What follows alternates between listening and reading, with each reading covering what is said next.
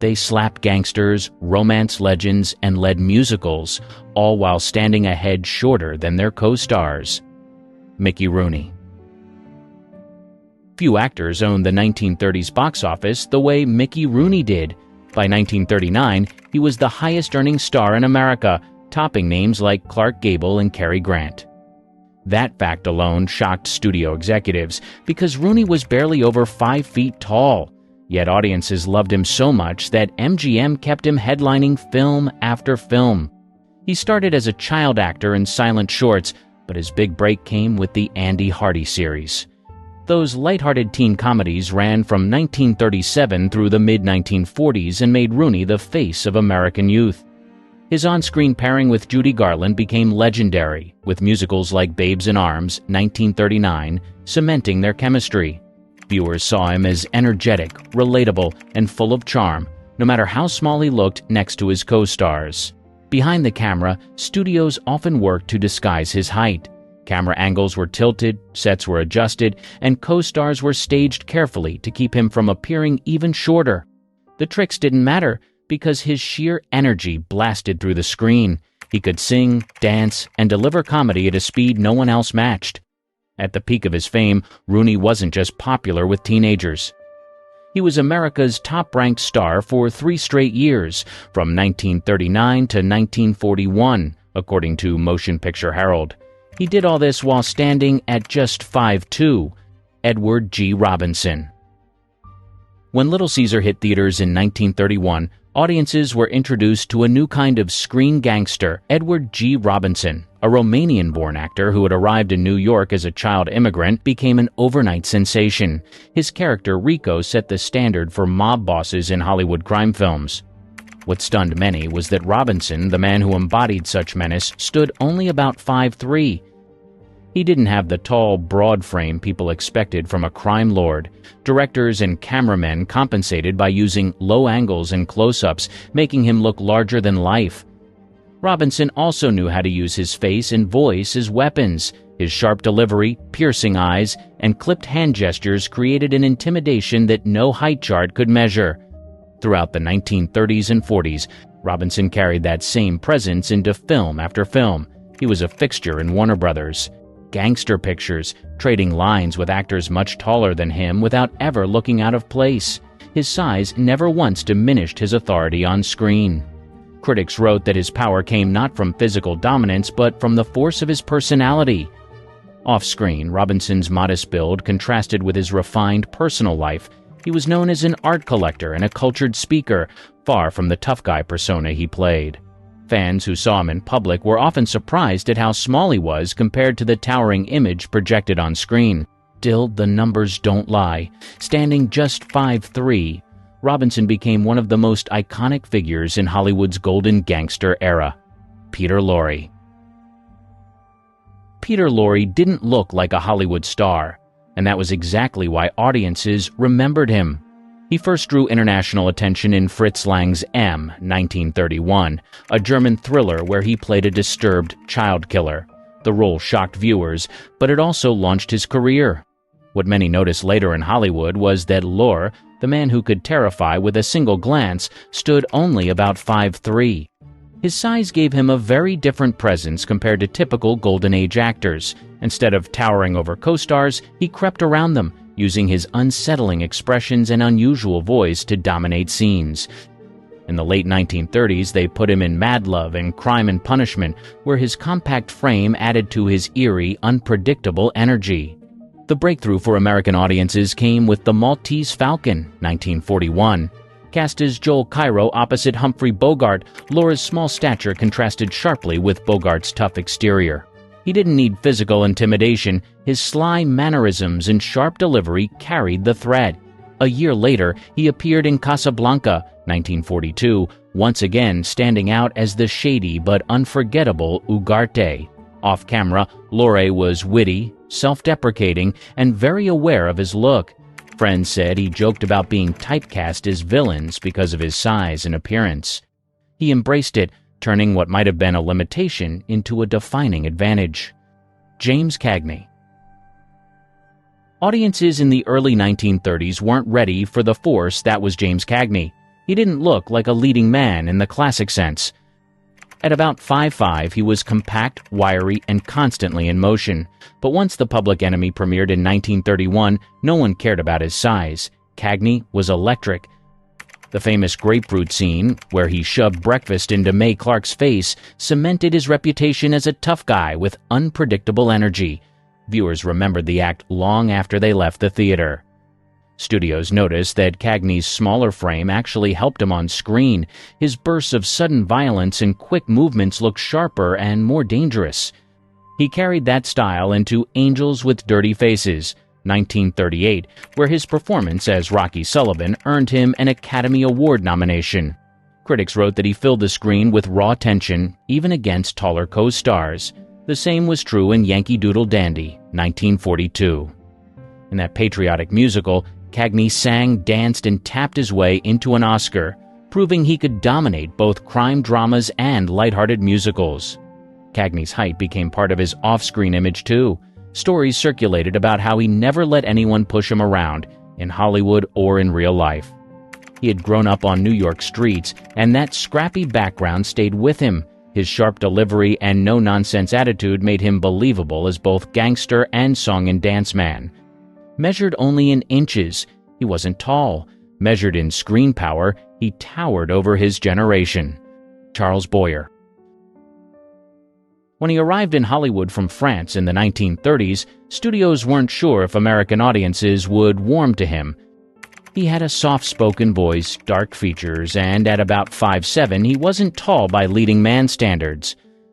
But by the end of the decade, Boyer had become one of cinema's most recognizable romantic figures. His breakout came with Algiers in 1938, where he starred opposite Hedy Lamarr.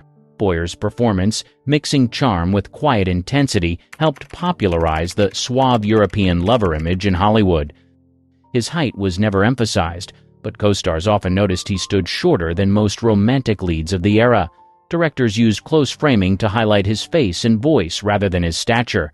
The 1940s cemented his reputation with roles in Gaslight, 1944, and Hold Back the Dawn, 1941.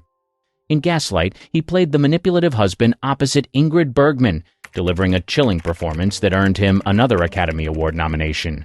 Once again, his screen power came not from physical dominance but from controlled, deliberate delivery. Off-screen, Boyer's height occasionally became a talking point in press write-ups.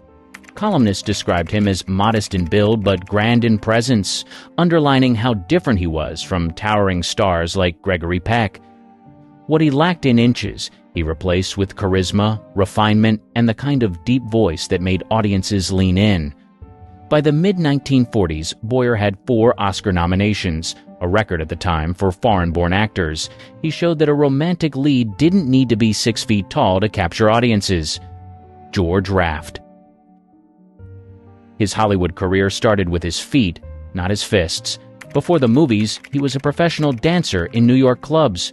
That background gave him an ease of movement that later defined his gangster roles.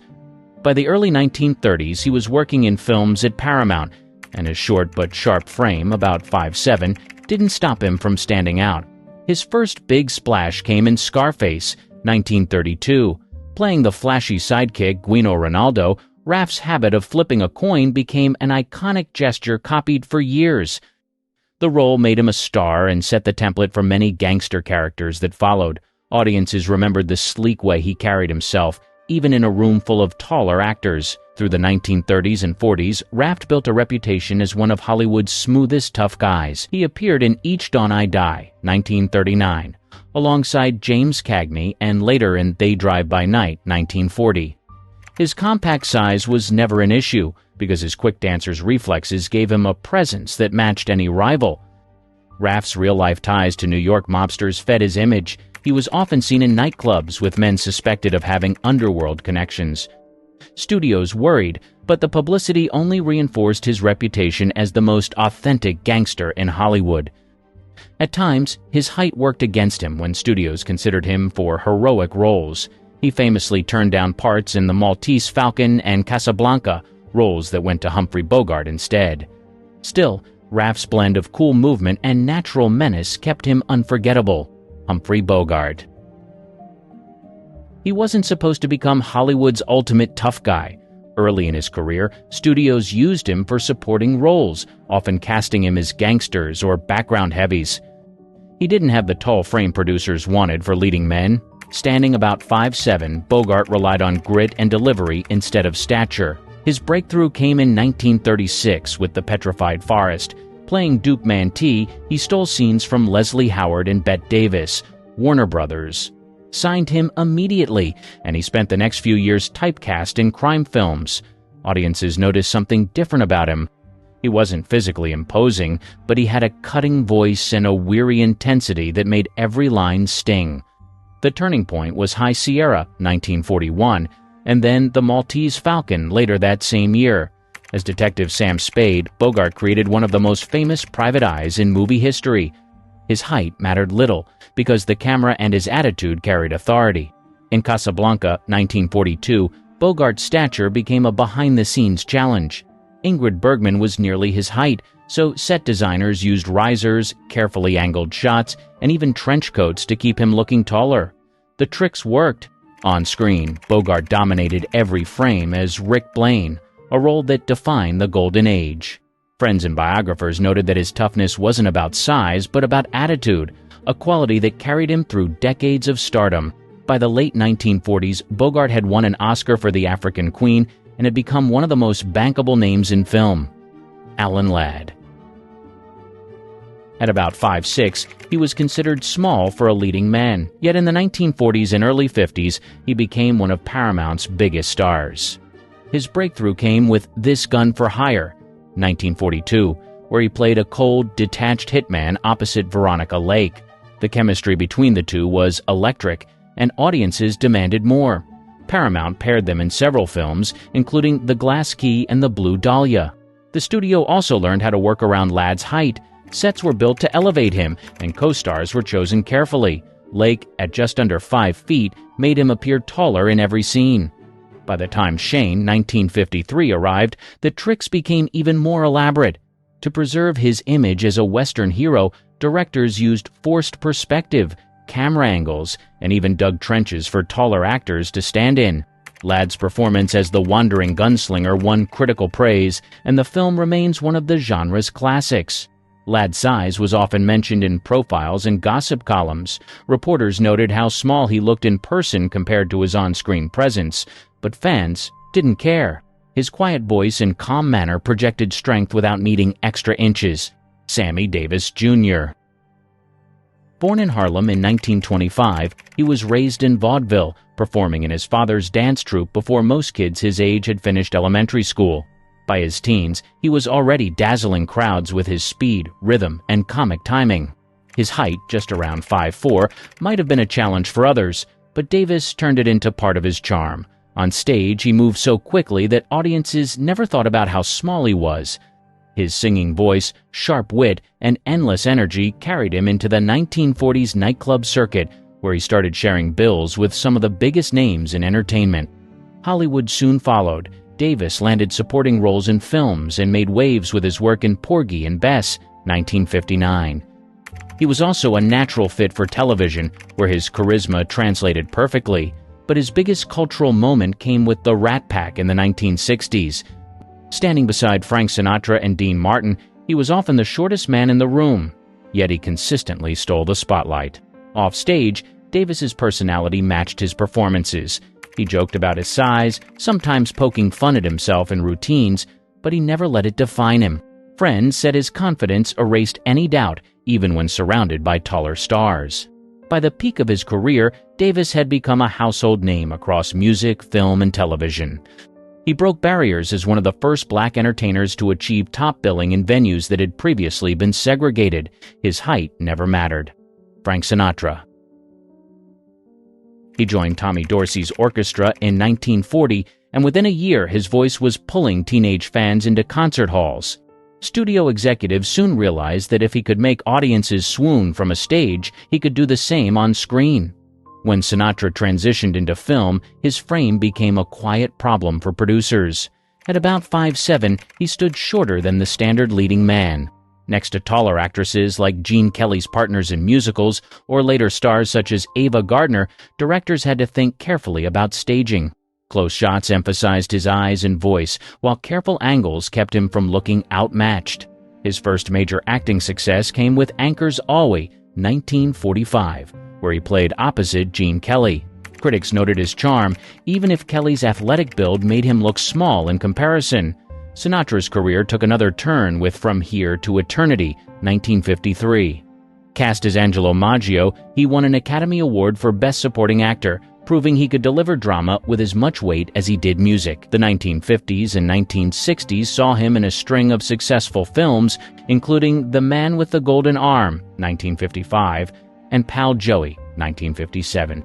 With the Rat Pack, he carried swagger that erased any focus on height. In live performances with Sammy Davis Jr. and Dean Martin, Sinatra's presence was unmistakable, even when standing shoulder to shoulder with taller men. Off-screen, he laughed off height talk. Friends said he cared more about stage lighting and sound than appearances. Lionel Barrymore. He came from one of Hollywood's most famous acting families, but by the 1930s his career took a path very different from his siblings. While his brother John became a matinee idol and his sister Ethel thrived on stage, Lionel struggled with health problems that changed his screen image. Arthritis left him dependent on crutches and, eventually, a wheelchair. At around 5'8", he had never been considered tall, but the illness reduced his physical presence even further. Studios adapted quickly. MGM cast him in authoritative roles that didn't require standing or action scenes. He played Judge Hardy in the popular Andy Hardy films, a steady character audiences trusted. His most famous role came later as the bitter Mr. Potter in Frank Capra's It's a Wonderful Life, 1946. Confined to a chair, Barrymore turned his limitations into strengths, projecting menace through his glare and clipped delivery.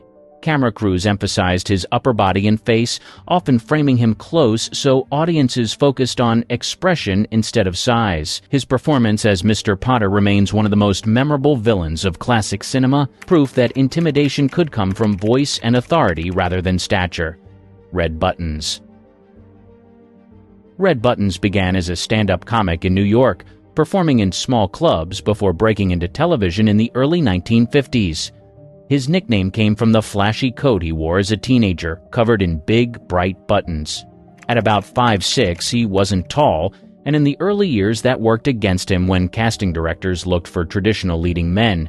Instead, Buttons leaned into his underdog image. He made audiences laugh on The Red Button Show, a variety series that ran from 1952 to 1955. His size and animated personality made him ideal for comedy sketches.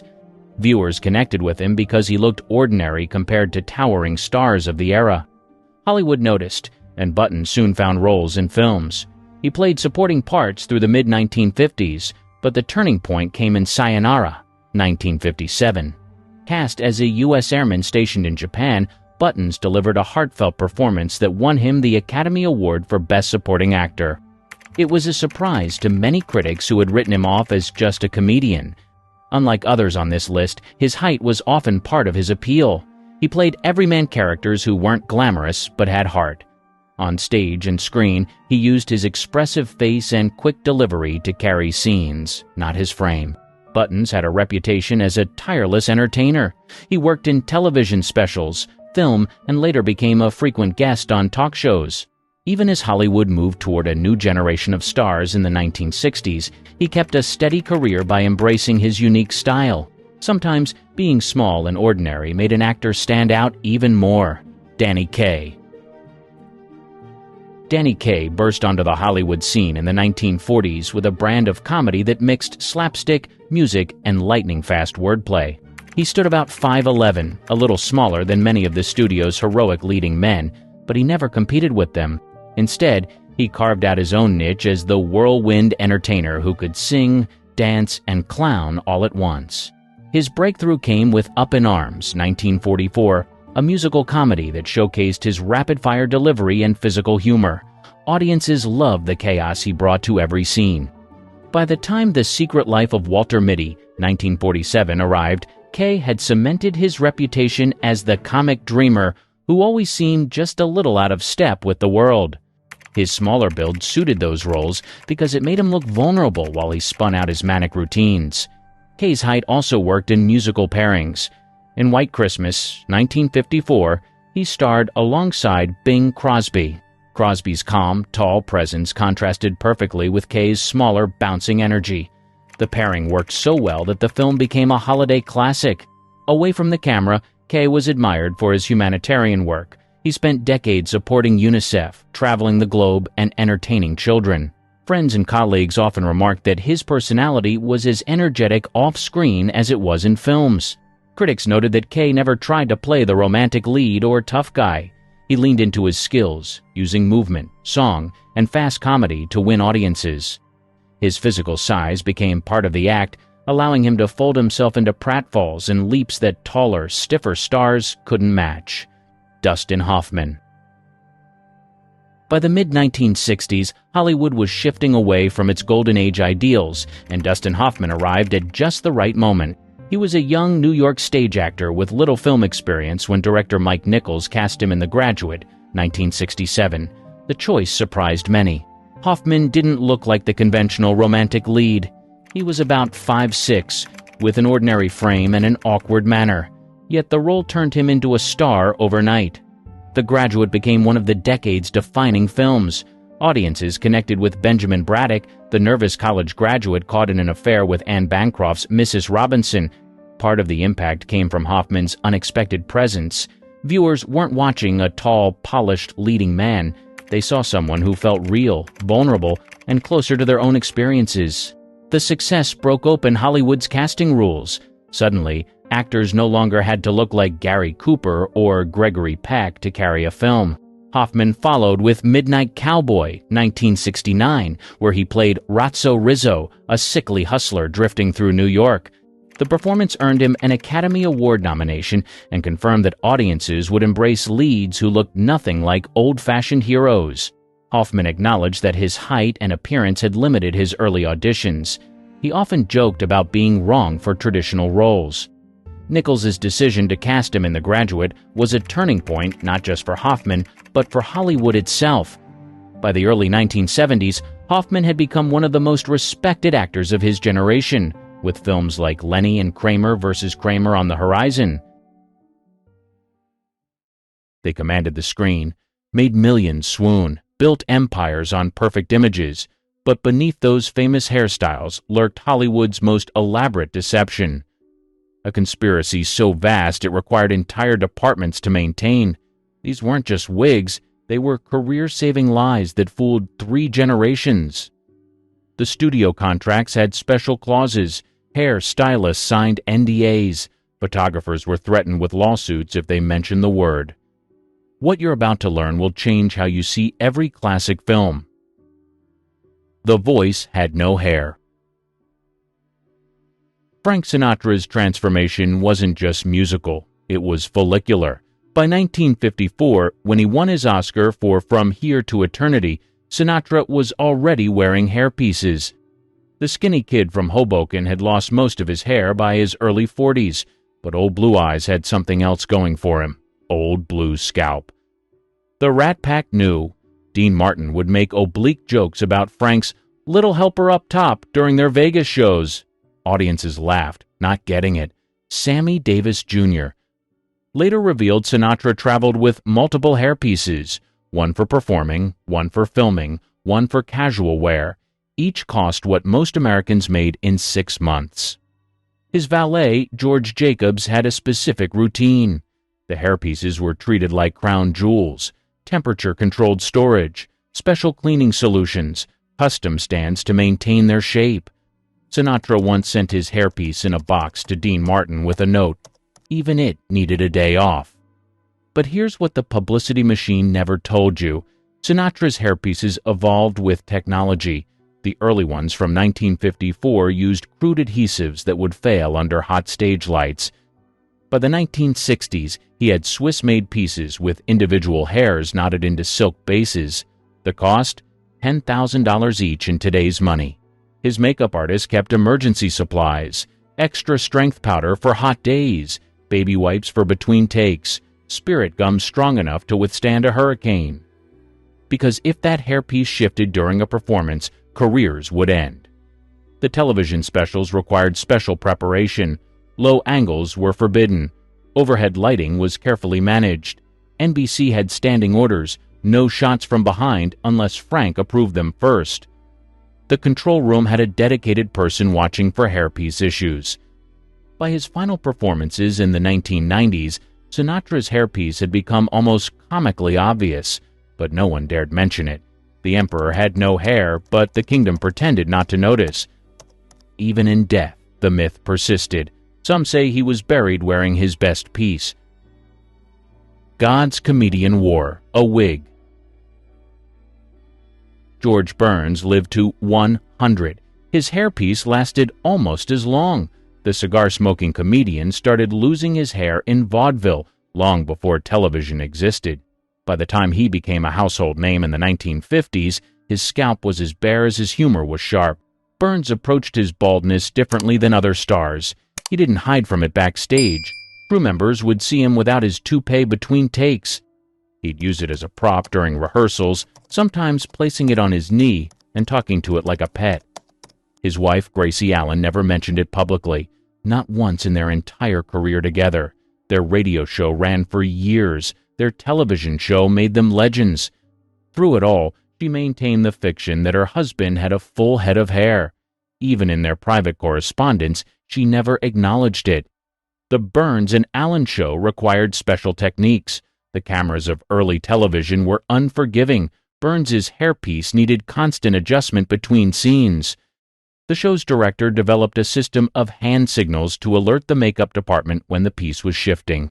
When Gracie died in 1964, something changed in Burns. He stopped caring as much about the illusion. The hairpieces became more obvious, sometimes deliberately so. He'd adjust it mid-performance for laughs. He was breaking the fourth wall before anyone had a name for it. His comeback in The Sunshine Boys required a new hairpiece. The old ones looked too young for a man playing his age. The makeup department created one with gray streaks and a receding hairline. A toupee designed to look like an old man's toupee. The irony wasn't lost on Burns. By Oh God in 1977, Burns was wearing his hairpiece like armor. It had become part of his character. Audiences knew, critics knew, everyone knew. But the knowledge had transformed from a secret to a shared joke. He'd lived long enough for his deception to become charming. The final years saw Burns performing with increasingly obvious hairpieces. They'd shift during his act. Sometimes they'd sit slightly off-center. He didn't care. At 95, still performing, he'd earned the right to wear whatever he wanted on his head, real or otherwise. The bonanza of baldness. Lorne Greene ruled the Ponderosa for 14 years, but the patriarch of Bonanza was hiding something under that cowboy hat.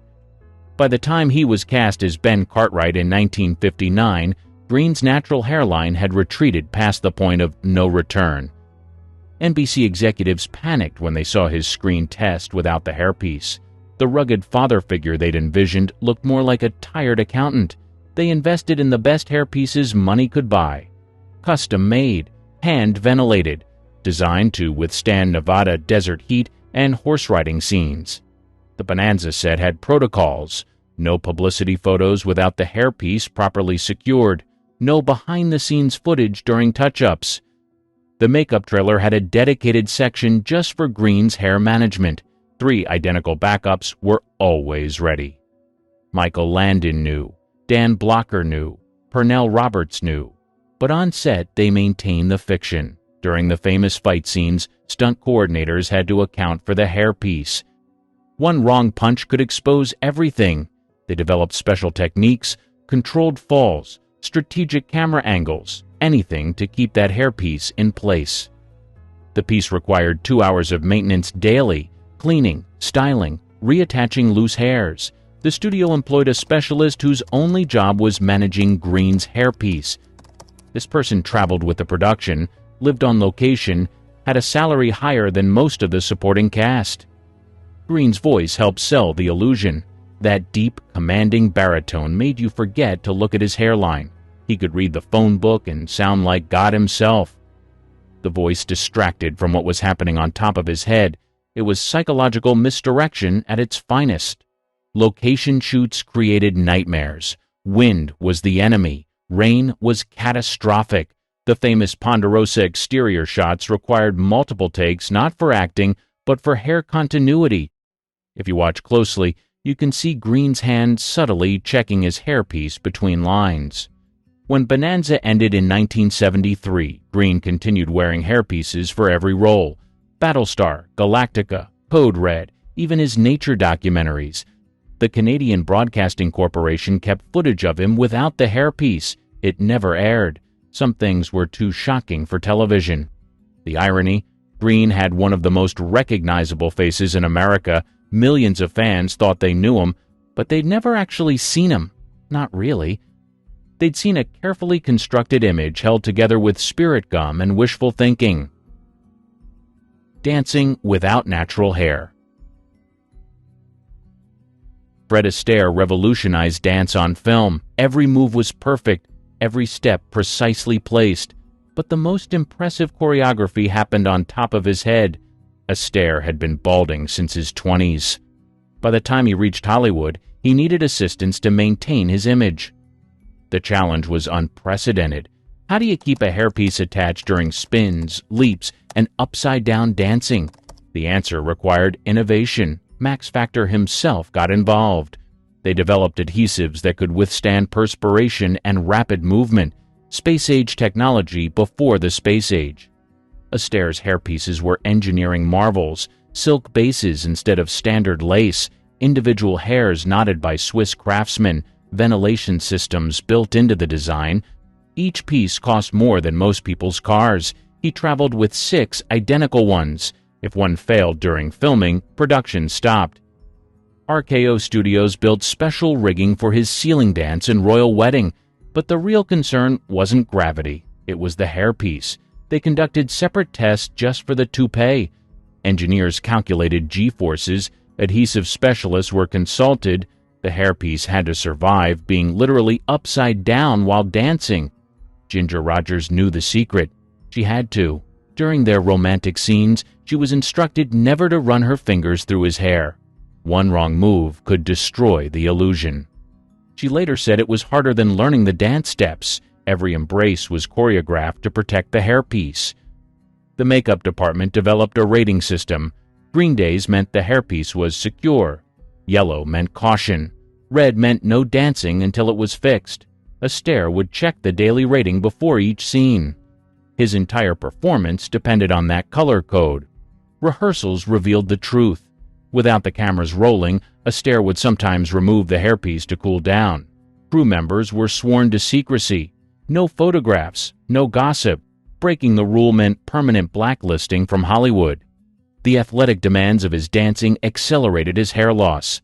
The constant sweating, the hot lights, the stress. By Top Hat in 1935, he was completely dependent on hairpieces. But watch the film. You'll never notice. Every spin, every leap, every tap, the hairpiece never moved. That was the real magic. His perfectionism extended to hairpiece maintenance. He kept detailed notes. Which adhesive worked best? Which pieces photographed better? How lighting affected appearance? It was scientific method applied to male vanity. Other actors borrowed his techniques. By the 1970s, when Astaire was in his 70s, the hairpieces had become less convincing, but his reputation was untouchable. Critics praised his ageless appearance. They were being polite. Everyone could see the obvious toupee, but admitting it would mean admitting decades of deception. The Little Giant's missing locks. Edward G. Robinson created the template for every screen gangster. That snarling voice, those menacing eyes, the psychological intimidation that made him seem 10 feet tall. Robinson was actually 5'5", and by his 40s, he was also completely bald. Warner Brothers faced a crisis. Their biggest tough guy was neither tough nor particularly hairy. The solution came from the makeup department. They created hairpieces that added visual height, strategic styling that drew the eye upward, It was architectural design applied to male pattern baldness. Robinson's approach was pragmatic. He called the hairpiece occupational equipment, like a gun for a cop or a stethoscope for a doctor. It was just another tool required for his job. This matter-of-fact attitude helped him cope with the daily deception. During Little Caesar, the film that made him a star, Robinson was already wearing partial hairpieces. By the time he made Key Largo with Humphrey Bogart in 1948, he needed full coverage. The tropical humidity of the Florida location nearly destroyed the illusion. Multiple pieces had to be flown in as backups. His gangster roles benefited from the hairpiece paranoia. That nervous energy you see in his performances, part of it was real. He was constantly aware of the hairpiece, checking it subtly, adjusting his movements to keep it secure. It added an underlying tension that enhanced his characters. The studio publicity department worked overtime. They airbrushed every photo, controlled every interview angle, created elaborate lies about his hair care routine. One publicist later admitted they spent more time managing Robinson's hairpiece than promoting his actual films. Robinson's wives knew, his children knew, his accountant definitely knew. The hairpieces were a significant expense, but publicly, everyone maintained the fiction. Even his obituaries in 1973 didn't mention it. The secret followed him to the grave. The Spartacus of Hidden Scalps. Kirk Douglas had the chin, the voice, the intensity that defined Hollywood masculinity. He also had a scalp that started showing through in his 30s. By the time he made Spartacus in 1960, Douglas was wearing partial hairpieces for every role. The gladiator epic created unique challenges: fight scenes in the rain, wrestling matches in mud, wind machines for battle sequences. Each threatened to expose the truth. The solution was multiple hairpieces of varying security levels, light pieces for dialogue, reinforced ones for action, emergency backups for disasters. Stanley Kubrick, directing Spartacus, was obsessed with authenticity, except when it came to Douglas's hair. That fiction had to be maintained at all costs. Kubrick personally supervised the hairpiece continuity. He had assistants whose only job was watching for hairpiece problems during takes. The famous "I am Spartacus" scene required 17 takes, not for performance. For hairpiece angle, the emotional intensity of Douglas's delivery would shift the piece slightly. Kubrick wanted perfection. The hairpiece had to remain still while Douglas's face contorted with emotion. Burt Lancaster knew Douglas's secret. They'd worked together multiple times. Lancaster, who had his own hairpiece issues, would joke with Douglas between takes. They called it the Carpet Club. Only members understood the daily struggle of maintaining the illusion. Douglas was strategic about his hairpiece evolution. Unlike stars who kept the same style for decades, he allowed his artificial hair to age naturally. It thinned gradually, receded slowly. By the 1970s, his hairpiece looked age-appropriate. The gradual change prevented jarring discontinuity. The Waterfront's Bare Truth. Marlon Brando revolutionized acting, method acting, raw emotion, authentic performance. Everything about him was real, except his hairline. By the time he filmed On the Waterfront in 1954, Brando was already using hairpieces for certain scenes. The irony was overwhelming. The actor who represented truth in performance was lying about his hair. But Brando saw it differently. The hairpiece was just another costume element. Like gaining weight for a role or changing his voice, it was all part of the transformation. Elia Kazan, who directed Brando in multiple films, had to manage the hairpiece situation delicately. Brando was sensitive about it, not from vanity, but from artistic principle. He felt the hairpiece discussion distracted from the work. Kazan agreed. They never discussed it publicly. During Streetcar Named Desire, Brando's natural hair was still mostly intact, but by The Wild One, hairpieces were being used for specific shots. The studio kept this secret locked down tighter than nuclear codes. Brando's image as the rebellious youth depended on that hair looking real. The Godfather transformation included more than aging makeup. The older Don Corleone needed a hairpiece that looked like an old man's real hair. Not too perfect, not too full. It had to seem natural for a man that age. The makeup team spent weeks getting it right. Apocalypse Now pushed everything to the limit. The jungle humidity, the river scenes, the physical demands. Brando's hairpiece situation became part of his difficult reputation on set. Coppola had to shoot around hairpiece problems. Some days, Brando refused to wear it at all. The comedic cover-up. Bob Hope entertained troops, hosted Oscar ceremonies, made millions laugh for 7 decades. He also wore a hairpiece for most of his career. The ski slope nose was real. The hair was Hollywood magic. Hope was practical about his hairpiece. During USO shows, he'd sometimes adjust it deliberately for laughs, but only in military shows, never on television, never in films. The public Bob Hope had perfect hair. The private Bob Hope had perfect timing about when to reveal the truth. His writers knew. They'd craft jokes that skirted the edge without crossing it, references to keeping your head together or top secret information, inside jokes that worked on 2 levels. The audience laughed without knowing why Hope found them extra funny. Bing Crosby, his frequent co-star, would needle Hope about the hairpiece between takes, but on camera they maintained the illusion. The road pictures required careful choreography. Not just for the comedy, but for the hairpiece security. Those physical gags could have exposed everything. The Dean Martin celebrity roast pushed boundaries. Comics would make coded references to Hope's coverage or his top priorities. Hope would smile, knowing they were dancing around the truth. It was a game everyone played, but no one acknowledged. The Scarface Secret. Paul Muni commanded the screen in the 1930s. His Scarface defined the gangster genre. But by the time he was making these iconic films, Muni was already dealing with significant hair loss. The studio solution was revolutionary for its time. They created multiple hairpieces for different emotional states, an aggressive hairpiece for tough guy scenes, a softer one for romantic moments, a disheveled one for desperation. Muni's hair acted along with him. It was method acting for toupees. The makeup artists who worked with Muni developed techniques still used today. They discovered that slightly imperfect hairpieces looked more realistic on camera. Too perfect, and it looked fake. They deliberately add flaws. A few strands out of place, slight asymmetry, controlled imperfection.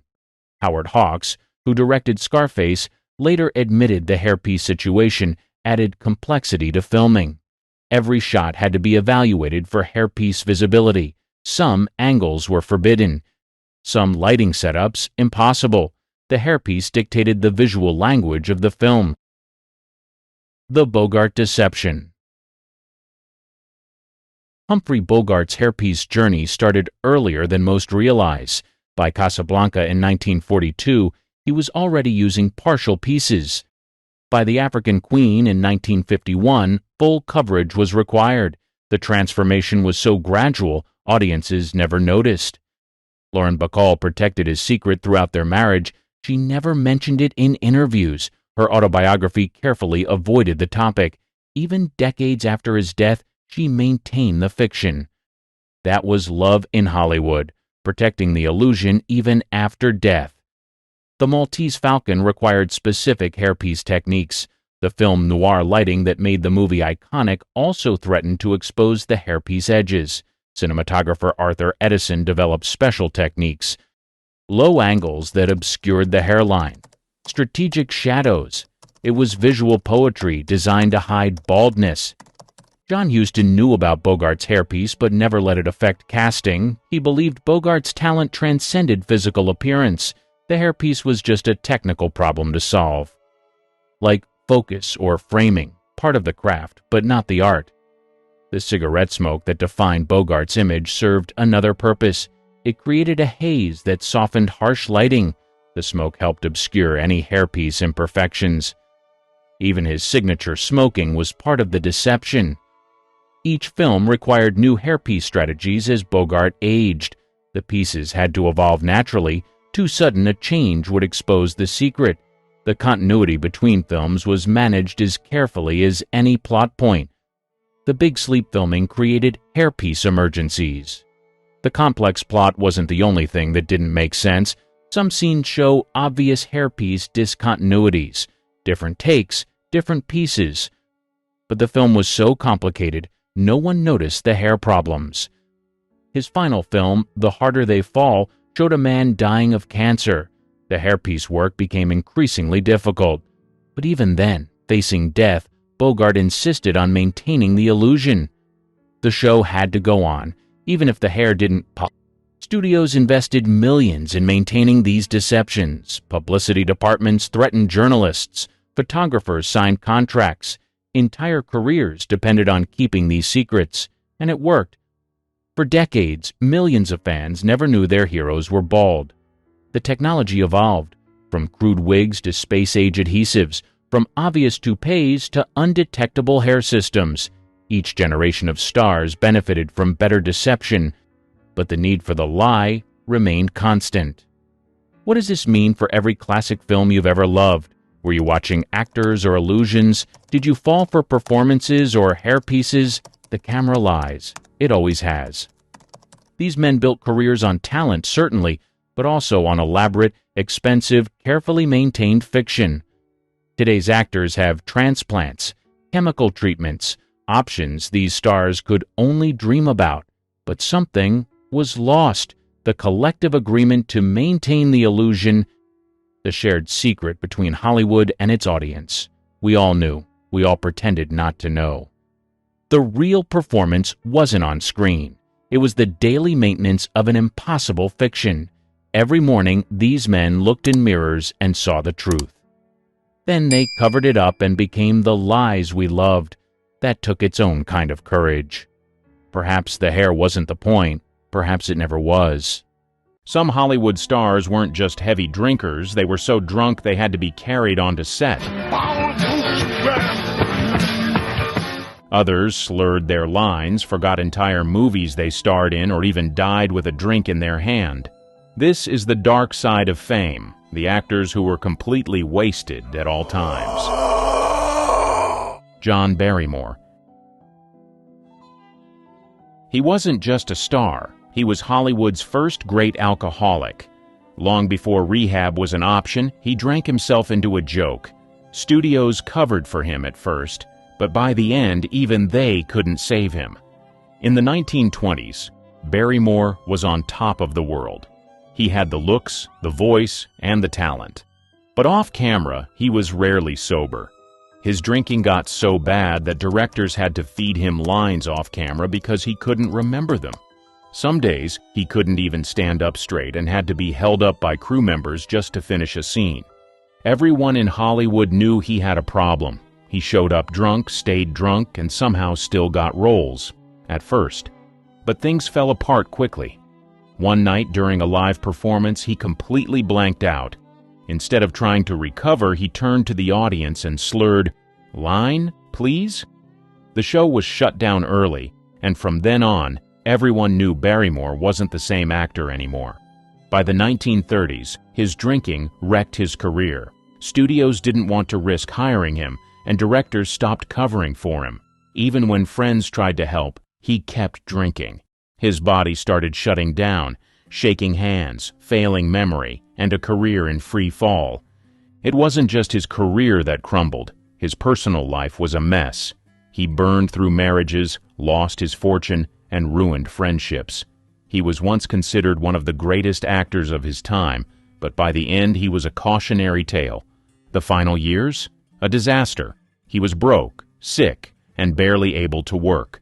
Friends had to help pay his bills, but nothing could stop him from drinking himself to death. And if you think Hollywood let him rest in peace, think again. His so-called friends stole his corpse as a prank, dragging his lifeless body around for one last drunken joke. Barrymore was the blueprint for Hollywood self-destruction. He was the first major star to drink himself into oblivion, but he wouldn't be the last. W.C. Fields. While most stars tried to hide their drinking, Fields didn't even bother. He carried a thermos full of gin everywhere, labeled with innocent words like pineapple juice or orange soda. Everyone knew what was inside, but no one dared to stop him. By the time he made it big in Hollywood, Fields was already a heavy drinker.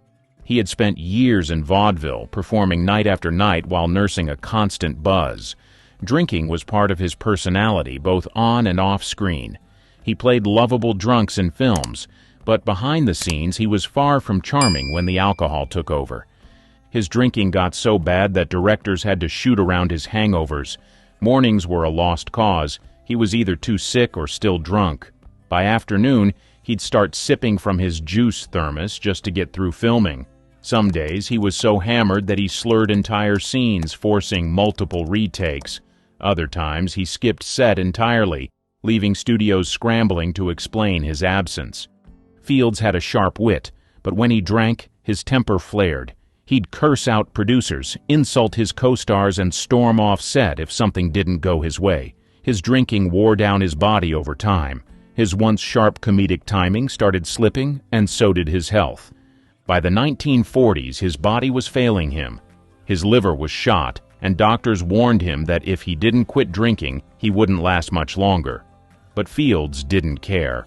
Instead of quitting, he had a liquor stash built into his hospital room. Nurses would find hidden bottles of whiskey under his mattress, and he'd sneak drinks when no one was looking. He drank until his final breath. When Fields died in 1946, people weren't surprised. His liver had given up long before he did. His career was legendary, but so was his drinking. And unlike other stars, he never tried to pretend otherwise.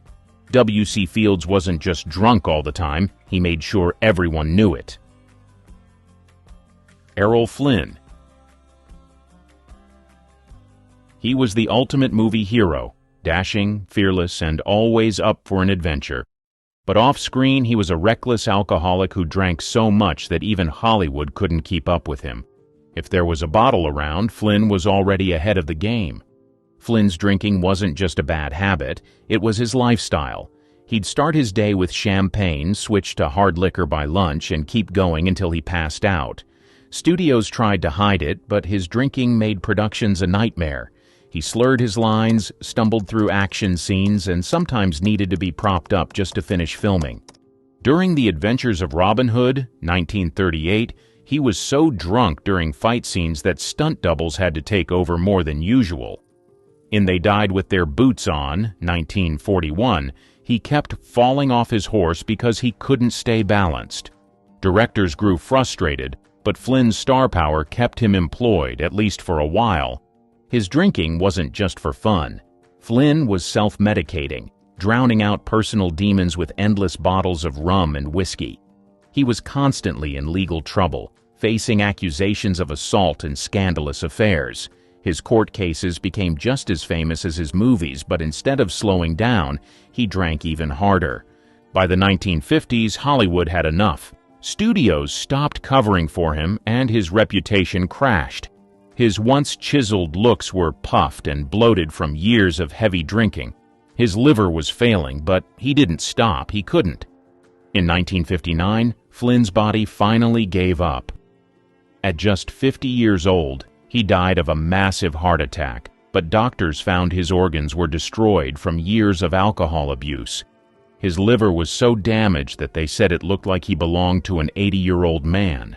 Flynn was Hollywood's original bad boy, but his addiction was his downfall. He lived fast, drank hard, and never made it to old age. If Hollywood was a party, Flynn drank until the lights went out.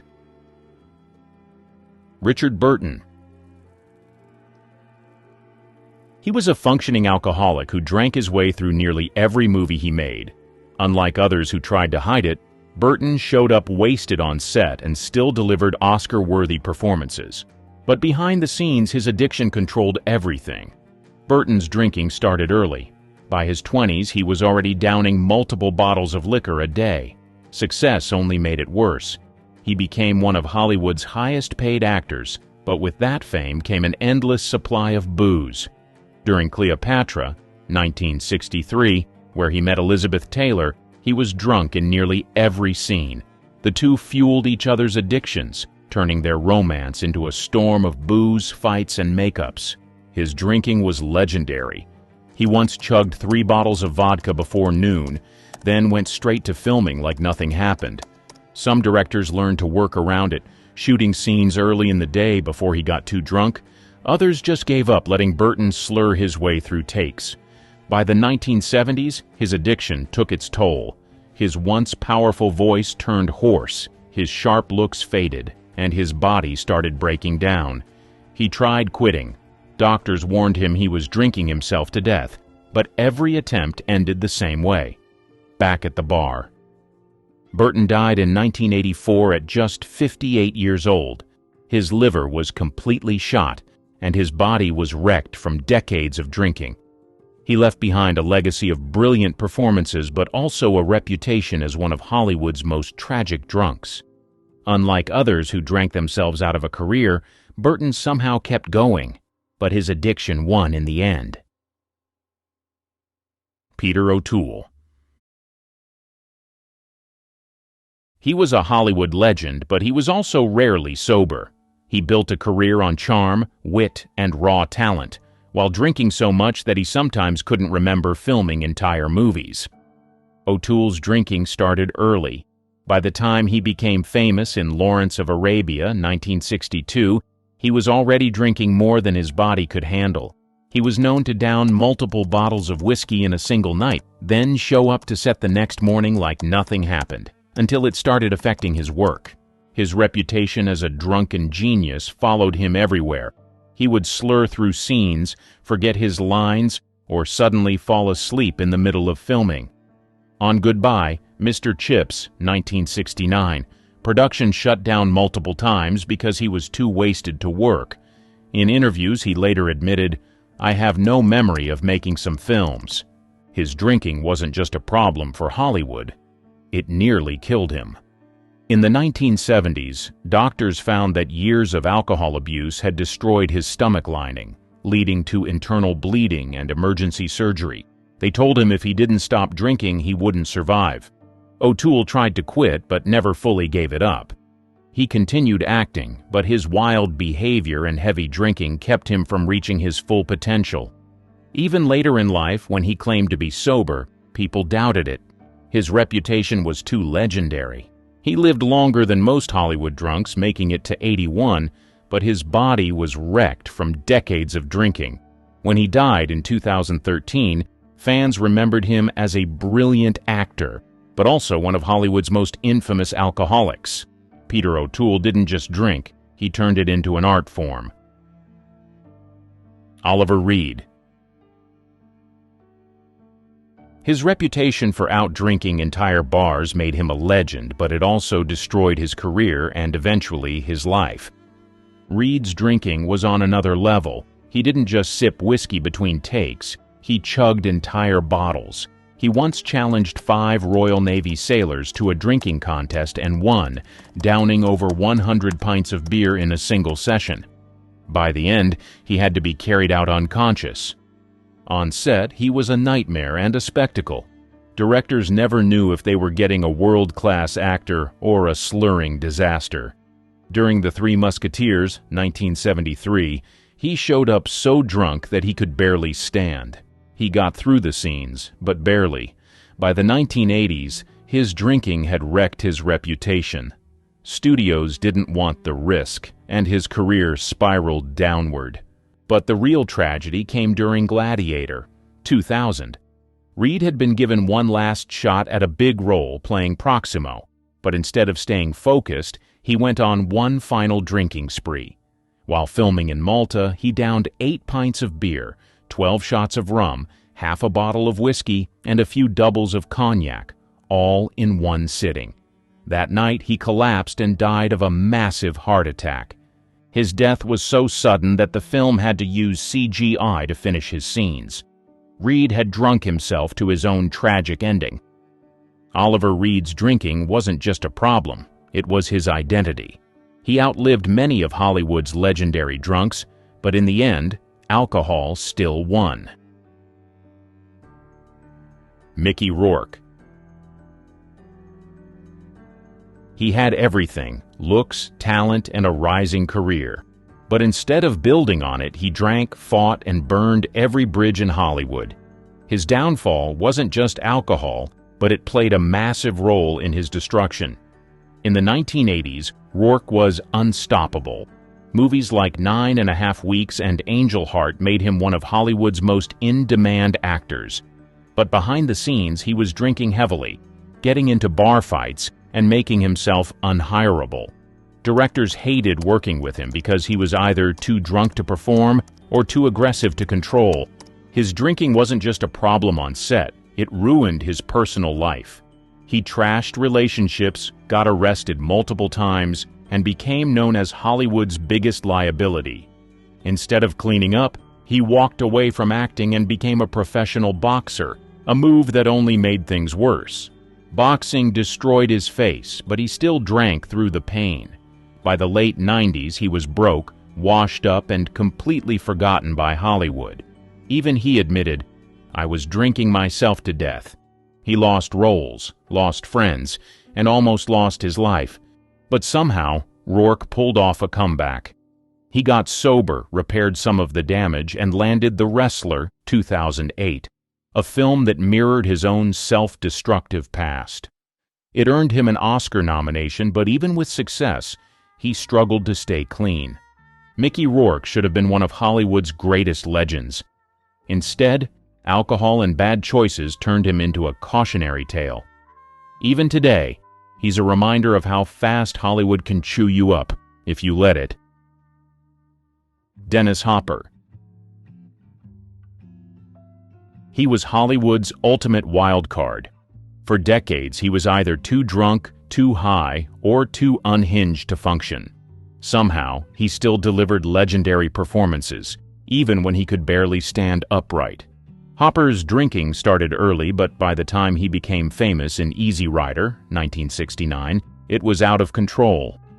He drank on set, between takes, and sometimes during filming. He was so wasted while directing the last movie, 1971, that the film became an incoherent disaster, and Hollywood blacklisted him for nearly a decade. During Apocalypse Now, 1979, Hopper was so drunk and coked out that he couldn't remember his lines. Director Francis Ford Coppola had to feed him one sentence at a time because giving him a full script was pointless. Somehow, his manic energy worked for the role, but off-screen, he was a walking train wreck. Hopper's reputation was legendary, but his career kept crashing and burning. He spent most of the 80s either too wasted to work or banned from Hollywood entirely. At his lowest, he lived in the desert, talking to himself and drinking until he hallucinated. He later admitted he was drinking 28 beers, a bottle of whiskey, and doing 3 grams of cocaine every day. Then, out of nowhere, he got sober. In 1986, he made an insane comeback with Blue Velvet, playing one of the most terrifying villains in film history. This time, the madness was acting, not alcohol. Dennis Hopper drank his way through decades of Hollywood, burning bridges and ruining opportunities. But unlike most stars on this list, he actually cleaned up and made it back. His career should have been over, but somehow he outlived his own chaos. Christopher Hitchens. He was Hollywood adjacent, a constant presence in interviews, debates, and film discussions, always with a drink in hand. Unlike most people on this list, he didn't try to hide it. In fact, he embraced his alcoholism and made it part of his public persona. Hitchens drank like it was his job. Mornings started with scotch or wine, and by afternoon he'd moved on to whiskey, vodka, or whatever was available. He once admitted that he was never fully sober past lunchtime. His friends, colleagues, and even his enemies knew that if you were meeting Hitchens, you were meeting Hitchens and his drink.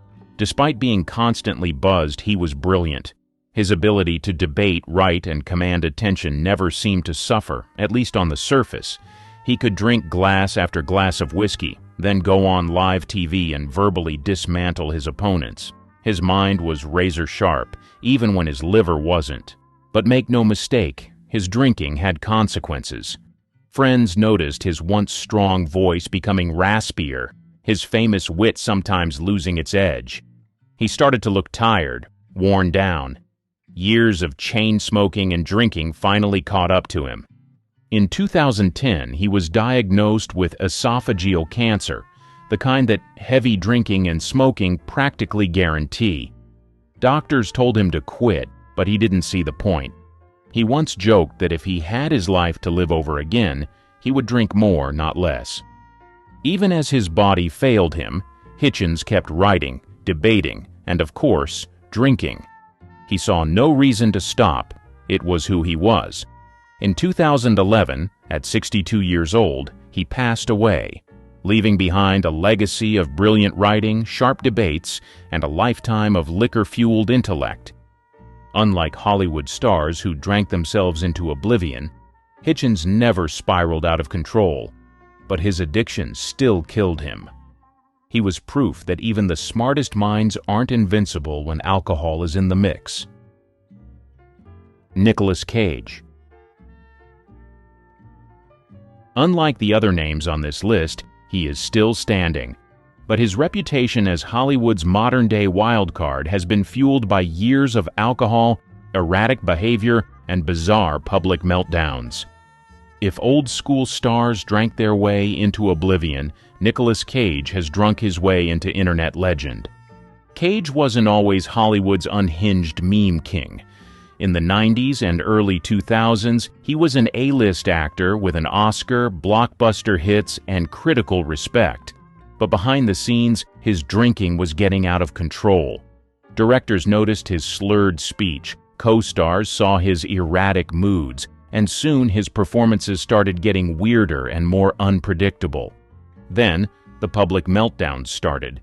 In 2011, Cage was arrested in New Orleans for public drunkenness and disturbing the peace, after getting into a shouting match with his wife.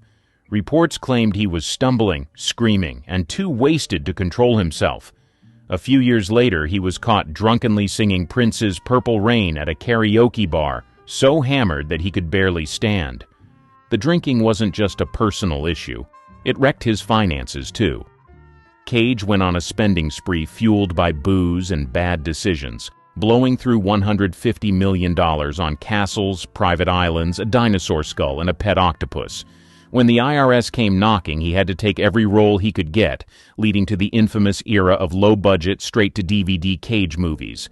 Despite the chaos, Cage never fully collapsed like the drunks of old Hollywood.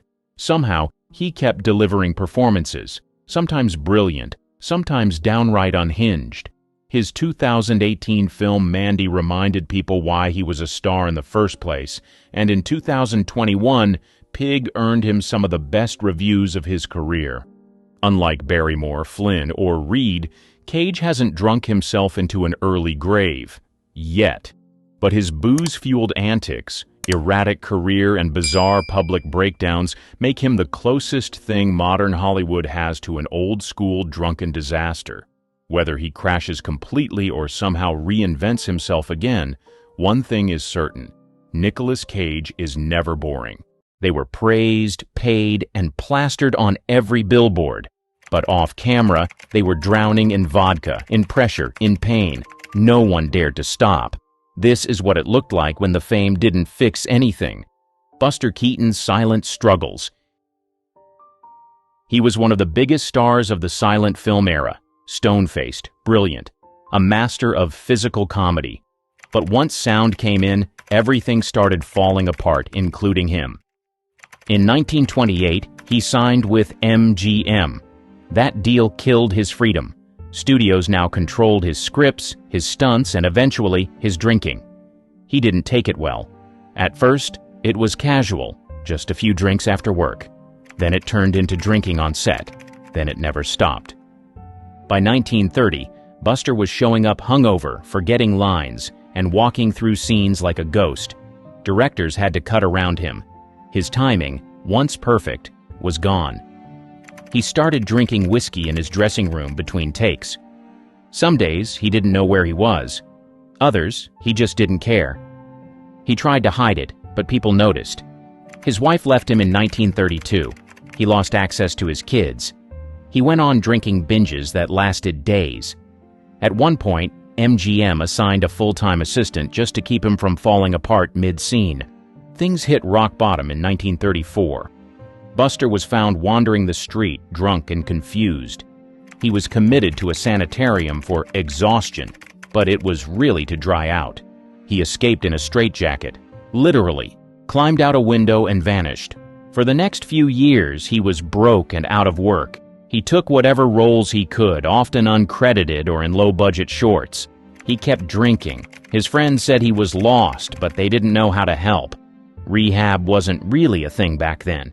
You either pulled yourself together or you disappeared. In the early 1940s, something changed. He met a woman named Eleanor Norris. She was 20 years younger and didn't drink. Somehow, she helped him stop. Slowly, Buster came back. He started writing again, got some TV gigs, even returned to MGM as a gag writer. He never drank like that again. Tallulah Bankhead's martini mornings. She wasn't quiet about anything, not her politics, not her lovers, and definitely not her drinking. She drank like it was her job. Breakfast started with a martini. Lunch included more. By dinner, no one could count. She grew up wealthy and wild, raised in Alabama high society. By her 20s, she was already famous on Broadway. Hollywood came calling in the 1930s, but she didn't care much for rules. Studios asked her to tone it down. She didn't. Tallulah lit cigarettes during takes, refused to stick to the script, and drank openly on set. One producer said directing her was like trying to hold water in a net. She laughed it off. She always did. If someone mentioned The Hangovers, she said, "Don't be silly. I never get hangovers. I get applause." She could be brilliant when she was focused. In The Little Foxes on Stage, she played the lead role to rave reviews. But one night, she collapsed halfway through the performance. A stagehand said she'd downed 2 martinis and half a flask before curtain. The audience waited, curtain stayed closed, and Tallulah was carried out the back door. She didn't hide it. In fact, she leaned into it. On talk shows, she sipped whiskey and answered questions with slurred charm. Reporters wrote about her fabulous wreckage. She loved the drama.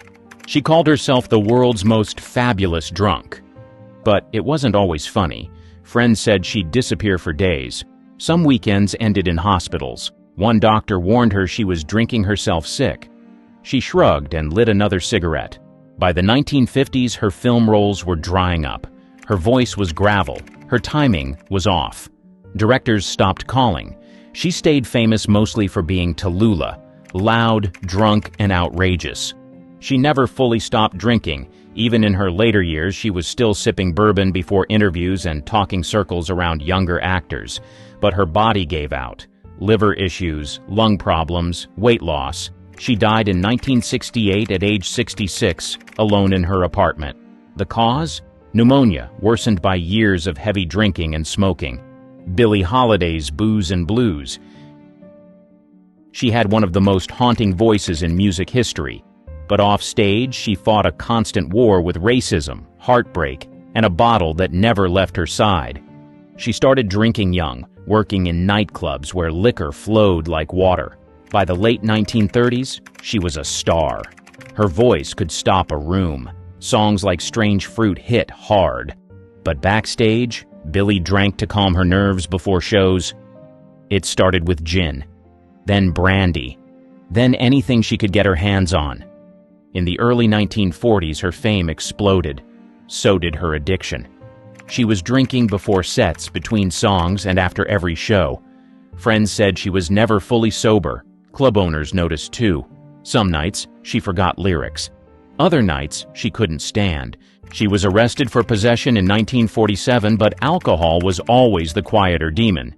Her cabaret card was revoked in New York, which meant she couldn't perform in any venue that served alcohol. That wiped out most of her income. Still, she drank. In hotel rooms, she'd sneak liquor into orange juice bottles. On the road, she hid flasks in makeup bags. Her manager tried cutting her off. She fired him. Her voice, though strained, still pulled crowds. But her memory started slipping, her temper got worse, and her drinking kept going. By 1956, she wrote a memoir. Parts of it were censored. The rest told the story of a woman in pain. In interviews, she brushed off the drinking. "I drink because I need to forget," she once said. "Some people pray. I pour." The final years were brutal. She was often broke, blacklisted, and barely functioning. In 1959, she collapsed in her New York apartment. At the hospital, they found cirrhosis, kidney failure, and fluid in her lungs. She was 44. The police showed up while she was still in bed and arrested her again for drug possession. They even posted a guard at her door. She died days later with just 70 cents in her bank account. Her voice lives on, but Billie never made peace with the bottle. The music soared. She didn't. Robert Walker's vodka breakdown. He had the charm, the looks, and a rising career in the 1940s. He also had vodka in his trailer, vodka in his coffee, and vodka in his veins. By the time he gave his most iconic performance, he was already falling apart. His big break came in Since You Went Away, 1944, where he starred opposite his real-life ex-wife, Jennifer Jones. It wasn't just awkward, but it was brutal. The divorce had crushed him, and he started drinking more to cope.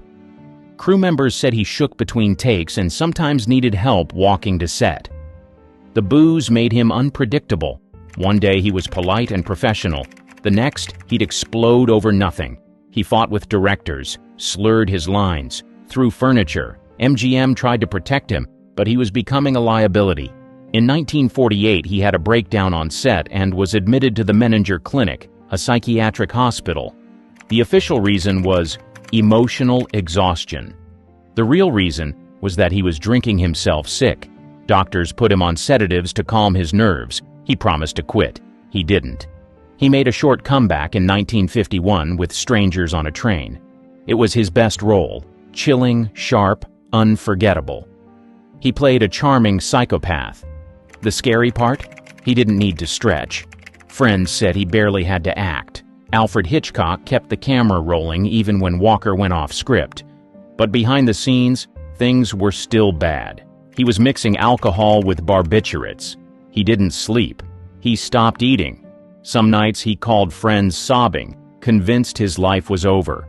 In August 1951, a doctor came to his home to sedate him during one of his episodes. He was given amobarbital to calm down. He never woke up. Officially, it was an accidental reaction. Unofficially, it was alcohol, stress, and too many pills in a body that couldn't take it anymore. Robert Walker was just 32. He had 2 sons, a hit film in theaters, and a reputation that Hollywood couldn't figure out. One reviewer called him a star who burned too fast and left nothing behind but questions. The only thing more tragic than his performance was how close it was to the real thing, Diana Barrymore's broken dynasty. She was born into fame. Her father was John Barrymore, a legendary actor and legendary drunk. She got both of those traits. At first, it looked like she'd make it big. In the early 1940s, Universal Studios signed her with headlines calling her the next big Barrymore. She had the name, the face, and enough talent to turn heads. But behind it, she was already drinking hard, just like her father. She started missing rehearsals. Sometimes she'd show up so hungover production had to cancel. On stage, she slurred lines. Off stage, she collapsed in dressing rooms. One night, during a performance of Romantic Mr. Dickens, she walked off mid-scene and never returned. No explanation. Just left. By 1944, her career had stalled. Universal quietly dropped her. She married a few times, but each relationship fell apart, usually under the weight of booze and shouting matches. One ex-husband said living with her was like riding a train with no brakes. She tried Broadway again, but the drinking got in the way. Crew members hid liquor bottles backstage just to keep her sober during shows. It didn't work. Critics noticed. One review said she looked tired before she even opened her mouth. In 1957, she published a memoir called Too Much, Too Soon. It told everything: the drinking, the blackouts, the hospital stays, the suicide attempts, the family name that opened every door and then crushed her once she walked through. It sold well, but nothing changed. That same year, Warner Brothers adapted her memoir into a film. She didn't star in it. She didn't even consult. While the movie played in theaters, Diana was living in a rundown apartment, broke and drinking again. In 1960, her housekeeper found her in bed, surrounded by pills and empty bottles. The autopsy listed natural causes, but doctors said it was years of alcohol and sedatives. She was 38. She once said, "Everyone expects me to be a Barrymore, but I don't know what that means anymore." She wanted to live up to the name. Instead, it buried her. Truman Capote's talk show spirals. He wrote one of the greatest true crime books ever printed. In Cold Blood made him a literary star. But by the 1970s, most people didn't see him as a writer. They saw him as a drunk guest on late-night TV. Capote was always eccentric. But once fame hit hard, so did the partying. He was a regular at Studio 54, known for sipping chilled vodka out of tiny crystal glasses and slurring insults at whoever got too close. He called it research. Friends called it a meltdown. He didn't hide it. On the Dick Cavett Show, he showed up visibly drunk and rambled through his answers. On The Tonight Show, he flirted with Johnny Carson, made fun of other guests, and then forgot where he was. It became a pattern. Invite Truman, expect a mess. Publishers started pulling back. One editor said his writing got sloppy and mean. He had promised a massive novel called Answered Prayers, meant to be his masterpiece. But when excerpts came out, they didn't land. Critics called them petty and cruel. Friends stopped returning his calls. Capote responded the only way he knew how. He drank more. By the early 80s, things had gotten grim. He bounced between friends' guest rooms and upscale rehab centers. He didn't last long in either. Sometimes he was funny and charming. Other times he screamed at nurses and trashed hotel rooms. One friend found him in a robe on the floor, drinking out of a vase. In 1984, he moved into the home of Joanne Carson, Johnny Carson's ex-wife. She tried to help him dry out. It didn't work. On August 25th, he died in her guest room from liver failure, complicated by drug and alcohol use. He was 59. He used to say he wanted to be remembered for his words. In the end, it was the slurred ones people remembered most. Sam Peckinpah's Bloody Cocktails. He made violent, brilliant films. He also made enemies on set, passed out in editing rooms, and drank like the credits depended on it. In the 1960s, he directed The Wild Bunch, a western so bloody and stylish it changed the genre. But behind the camera, Sam was already deep into drinking. He kept vodka in a water bottle and whiskey in his coat. Cast and crew said he would sip through takes, bark orders mid-slur, and forget what scene they were filming. At first, producers tolerated it. His films made money and his chaos sometimes added edge, but by the 1970s, he was spiraling. On Pat Garrett and Billy the Kid, 1973, he fought with the studio, missed deadlines, and drank from morning to night. Crew members found him asleep in the editing room, drooling on reels. He didn't deny it. In interviews, he joked that bourbon was his assistant director. When critics asked why his films were so violent, he said, "I'm just showing what's real." The truth was, he was barely hanging on. Studios started to panic. They began assigning shadow editors to finish his films behind his back. His name still appeared on the credits, but much of the work was done without him. He lashed out, but the studios held the power and the checkbook. By the early 1980s, he was taking whatever work he could get. He directed a few music videos. One was for Julian Lennon. Between takes, he drank alone in his trailer, coughing and shaking. His hands were too unsteady to hold a camera. He gave orders from a folding chair. Sam Peckinpah died in 1984 from heart failure. Doctors pointed to years of alcohol abuse as a major cause. Edward Furlong's fast fall. He was just 14 when he landed Terminator 2. Overnight, he became one of the most recognizable faces in Hollywood. But as fast as the fame came, the drinking followed. By the late 90s, Furlong's teen idol days were over, and he was drinking hard. It wasn't just beer at parties. Friends said he'd start the day with vodka and keep it going until he passed out. He still landed roles, American History X, Detroit Rock City, but directors had to work around his behavior. He'd show up late, forget lines, or vanish during breaks. The press caught on. In 2001, he was arrested for trying to free lobsters from a tank in a Kentucky grocery store, drunk, of course. The charges were dropped, but it made headlines. He laughed it off. Then he got arrested again and again. In 2004, he entered rehab. It didn't stick. Later that year, he was spotted staggering out of a club in Los Angeles, glassy-eyed and barely able to stand. Paparazzi caught the whole thing. He tried to stay out of sight, but the photos followed him everywhere. Then came the restraining orders. His ex-girlfriend accused him of violence while intoxicated. In 2010, he was banned from seeing his son after testing positive for alcohol. The court records show a pattern: relapse, arrest, rehab, repeat. Studios stopped calling. He lost the role in Terminator 3. By 2013, he was facing jail time and showed up in court looking pale, bloated, and exhausted. The judge ordered another rehab stint, his fifth. In 2019, he claimed to be sober and was briefly brought back for Terminator. Dark fate, though his appearance was limited to digital footage. He said it felt like a second chance. Whether it stuck is unclear. Mischa Barton's vodka fog.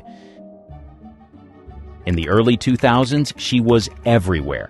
After the OC launched her to fame, she became a fashion icon, a tabloid fixture, and a regular on red carpets. But behind the flashes and premieres, the drinking was building fast. She was only 17 when the show started. By 19, she was hitting LA clubs almost nightly. Paparazzi followed her from bar to bar. Photos showed her stumbling out of back doors, getting into cars barefoot, or clutching energy drinks that weren't just energy. Friends said vodka was her go-to. In 2007, it all caught up with her. On December 27th, she was pulled over in West Hollywood. She had no license, failed a sobriety test, and was charged with DUI. Officers found illegal substances and an open bottle of alcohol in the car. She was booked, photographed, and released the next morning. The story made national headlines. She entered rehab shortly after, claiming it was for exhaustion. But insiders said it was about more than that. Her behavior had become erratic. She stopped showing up for meetings, lost roles, burned bridges. Even her management team backed away. In 2009, things took a darker turn. Police were called to her LA home for a mental health check. She was placed on an involuntary psychiatric hold. Later, she said the incident was triggered by stress and medication, but alcohol was still in the picture. Over the next few years, she tried to rebuild, but the pattern didn't break. More nights out, more shaky interviews. On The Hill's New Beginnings in 2019, she opened up about how fame and pressure pushed her into unhealthy habits. She didn't name the substances, but the implication was clear. Barton said she wanted to stay sober, but her history was hard to ignore. For a long time, she wasn't an actress in control. She was a walking headline. The stardom came fast. The crash came faster. Mischa didn't just lose momentum. She got swallowed by the fog. Shia LaBeouf's unraveling on screen. He didn't just party. He unraveled in public. The arrests, meltdowns, and blackouts, alcohol was behind nearly all of it. After Transformers made him a global name, Shia drank hard behind the scenes. On the set of Lawless, 2012, he admitted he got drunk on real moonshine to get into character. "I didn't know any other way to do it," he said. Co-stars noticed. He was erratic, unpredictable, sometimes slurring before lunch. That same year, he was spotted at a London pub stumbling into fights and being escorted out. The footage made the rounds online. His team blamed stress. Fans blamed the bottle. In 2014, things got worse. At a performance of Cabaret in New York, he was arrested for smoking indoors, shouting at the cast, and slapping someone on the rear. He was reportedly drunk when police arrived and had to be fitted with a face mask at the station. The next day, he apologized. A week later, he was drinking again. More arrests followed.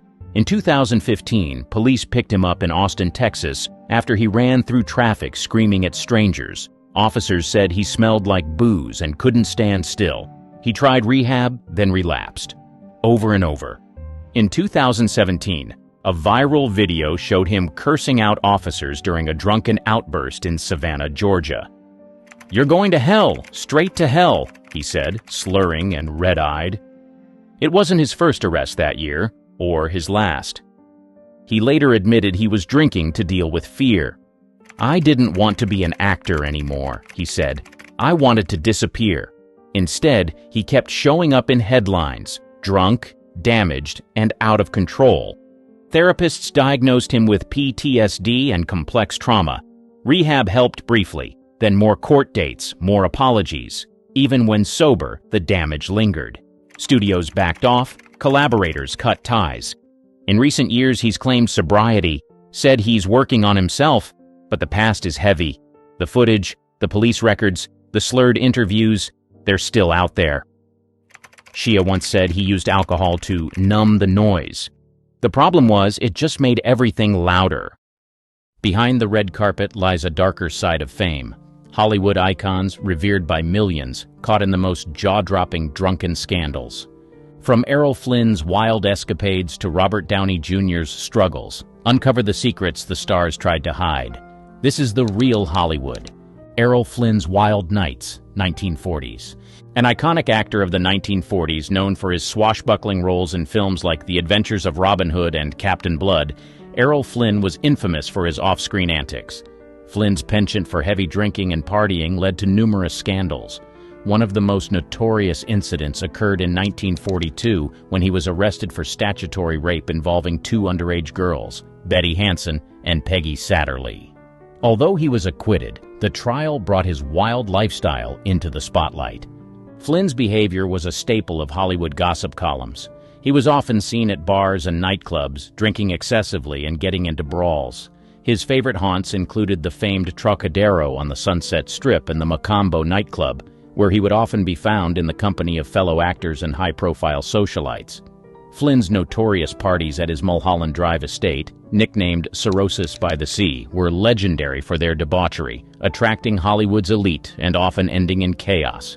His autobiography, My Wicked, Wicked Ways, detailed many of these exploits, cementing his reputation as one of Hollywood's original bad boys.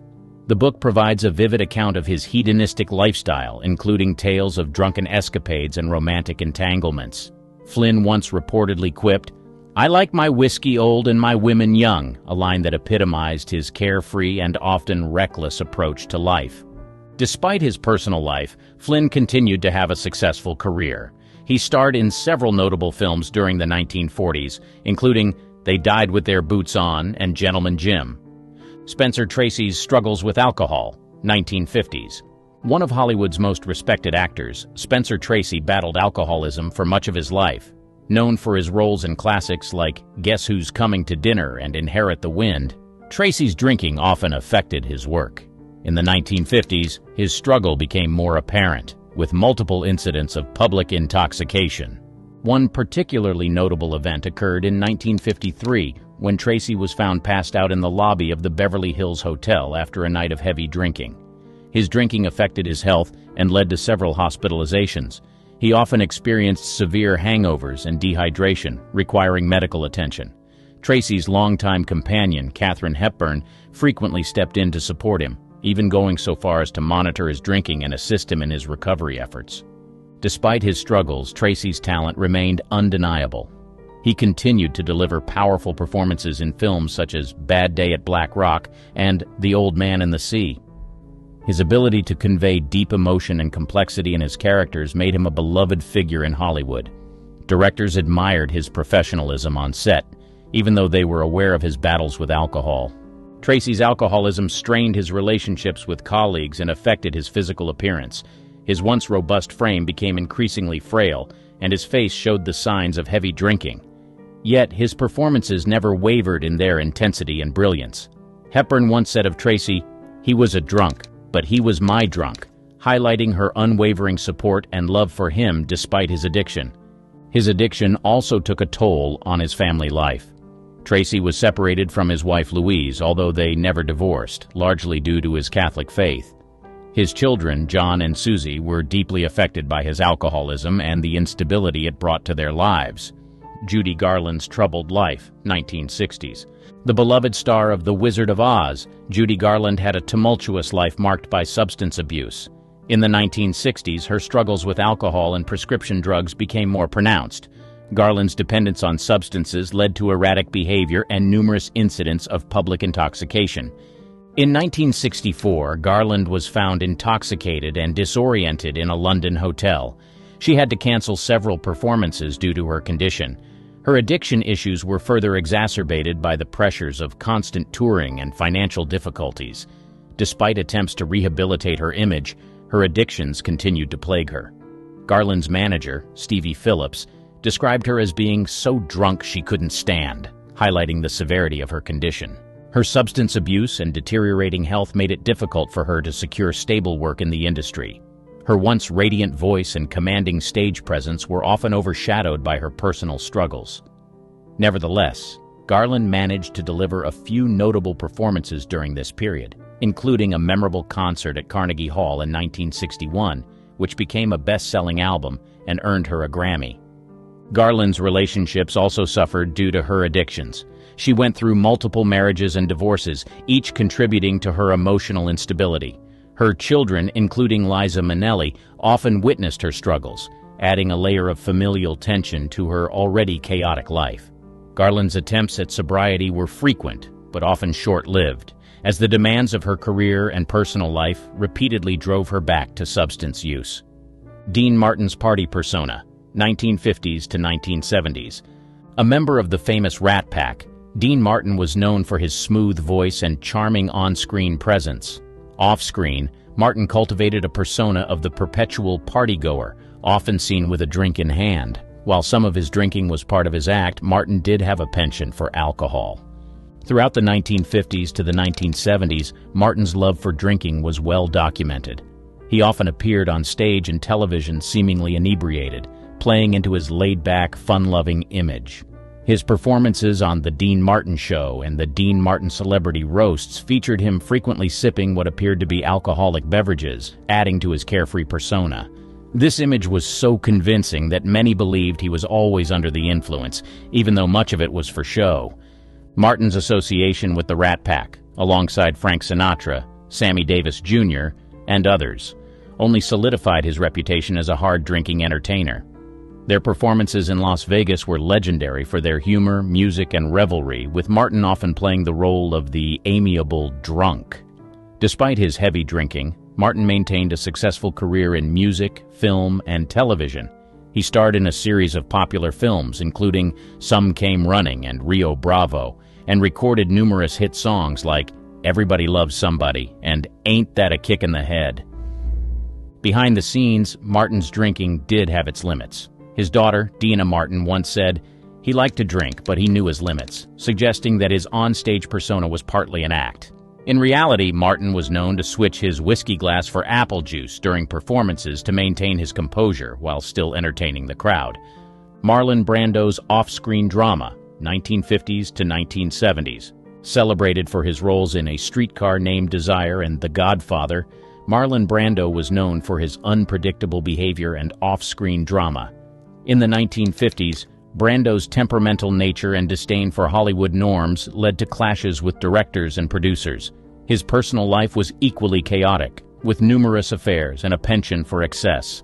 By the 1970s, Brando's behavior became even more erratic, with reports of heavy drinking and weight gain affecting his performances. Despite these issues, his talent kept him in demand, although his career was marked by these tumultuous periods.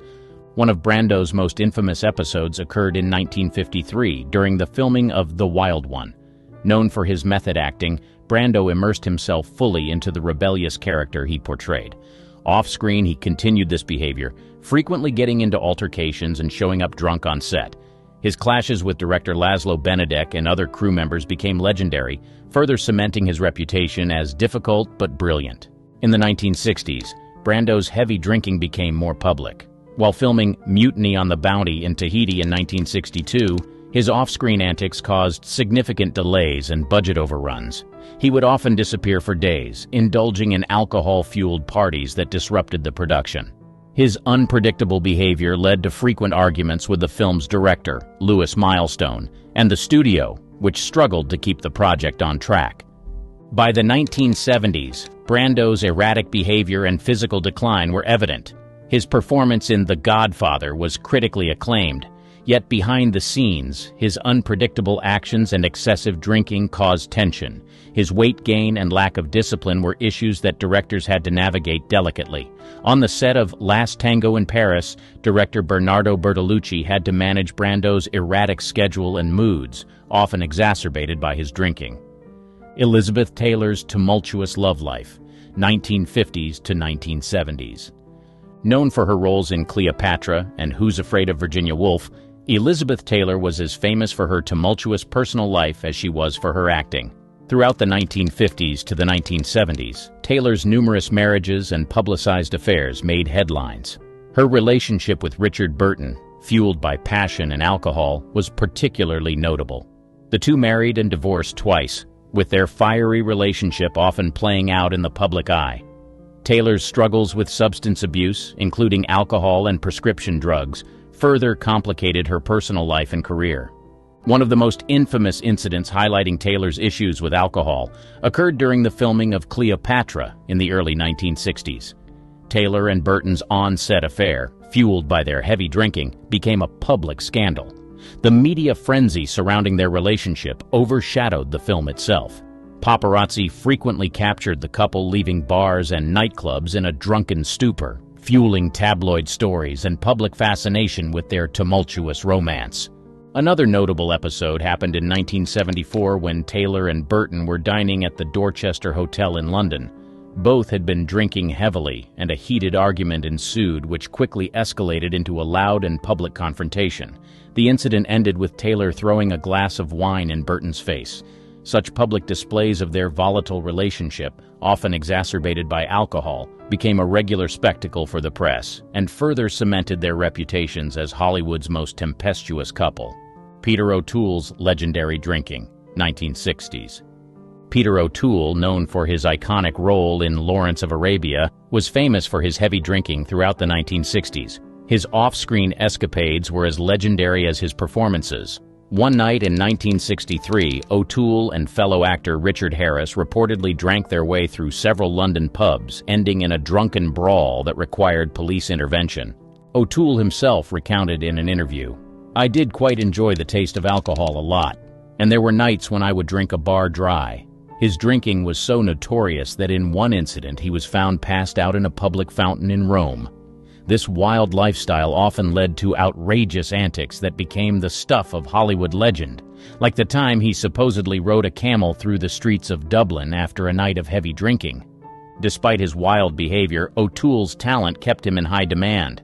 Directors and producers were willing to overlook his off-screen antics because of his exceptional acting abilities. He delivered powerful performances in films such as Beckett and The Lion in Winter, earning him critical acclaim and several Academy Award nominations. However, his drinking began to take a toll on his health and reputation. He was known to show up on set late or inebriated, causing frustration among his colleagues. O'Toole's drinking also led to numerous health issues. He underwent surgery in the late 1970s for pancreatitis, a condition exacerbated by his excessive alcohol consumption. His doctors warned him that he had to stop drinking if he wanted to live, which prompted him to significantly reduce his alcohol intake. Despite these challenges, O'Toole continued to act, delivering memorable performances well into his later years. Richard Burton's public drunkenness, 1970s. Another star of the 1960s and 70s, Richard Burton was infamous for his public bouts of drunkenness. Known for his turbulent relationship with Elizabeth Taylor, their fights were often fueled by alcohol. In 1974, during a visit to London, Burton was seen staggering out of a bar, barely able to walk. One notable incident occurred in 1975 when Burton was ejected from a theater after causing a scene during a performance. According to witnesses, he was shouting incoherently and had to be physically removed. The media had a field day, and the story was splashed across headlines. This public humiliation highlighted the extent of his alcohol dependency and its impact on his public image. Burton's drinking habits were well documented and became part of his public persona. He was often seen with a drink in hand at social events, parties, and even on film sets. His penchant for alcohol not only strained his relationships but also affected his professional life. Directors and co-stars often had to contend with his unpredictable behavior and frequent absences due to his drinking binges. Despite these incidents, Burton continued to work, though his excessive drinking affected his performances and health. His once powerful voice and commanding presence began to wane, and his roles became less frequent and less prominent.